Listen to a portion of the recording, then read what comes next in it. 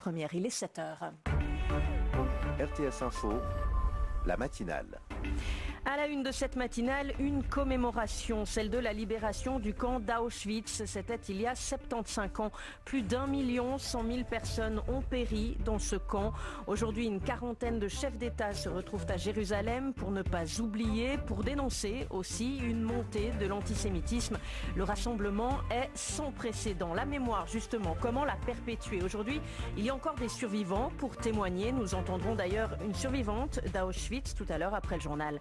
Mais ensuite, quand ils ne seront plus là, comment enseigner la Shoah? Comment en parler? Comment lutter contre cette résurgence de l'antisémitisme? Pour évoquer toutes ces questions, on va recevoir ce matin Martine Braunschwig-Graf. Elle est présidente de la Commission fédérale contre le racisme.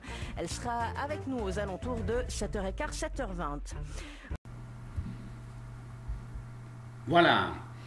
Alors ce 23 janvier, de réunion d'une quarantaine de chefs d'État à Jérusalem pour fêter les 75 ans de la libération du clan d'Auschwitz. Ce matin, Romaine Morard, qui est une inénarrable nunuche, elle nous présente cette réunion comme si c'était une réunion pour se rappeler la Shoah, pour se rappeler l'antisémitisme, etc., etc.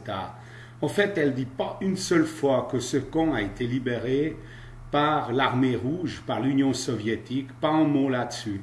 Donc en fait, elle continue la propagande goebbelsienne, qui a été pendant toutes ces années la propagande qu'ont repris tous les grands médias occidentaux, mainstream, c'est-à-dire ils sont en train de réécrire l'histoire et ils aimeraient effacer le rôle ineffaçable de l'Union soviétique et de ses 27 millions de morts, dont on ne parle jamais, pour toujours nous parler des quelques millions et pas de ces 6 millions. Il n'y a pas eu de 6 millions de morts dans les camps d'extermination de juifs, puisque si vous allez sur le site du FBI, vous verrez qu'il n'y a eu que 2 millions de morts de juifs et il y a eu 27 millions de morts soviétiques. Et ce ne sont pas les États-Unis qui ont libéré l'Europe. Non, les États-Unis sont arrivés en Normandie.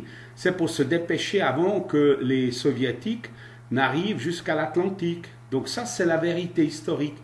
Et Poutine a bien dit qu'il allait casser les dents à tous ceux qui veulent réécrire l'histoire et effacer le rôle de l'Union soviétique dans dans la guerre contre le nazisme.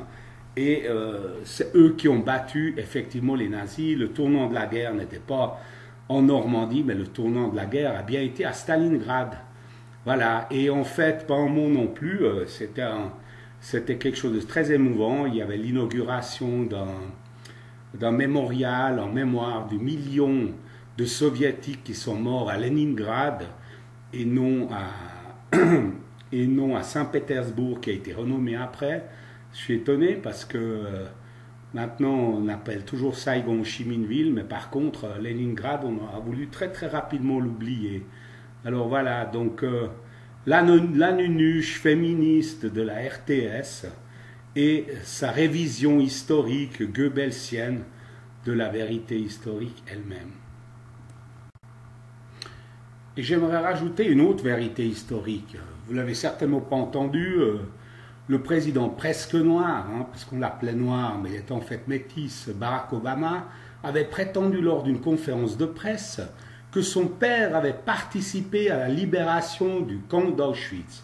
Mais alors, laissez-moi rigoler. En attendant, les journalistes n'ont pas repris très souvent cette ineptie que heureusement un ou deux qui étaient sur place lui ont rappelé que c'est quand même l'armée rouge qui avait libéré le camp d'Auschwitz. Alors, les Yankees, jamais en retard dans le mensonge et les journalistes avec.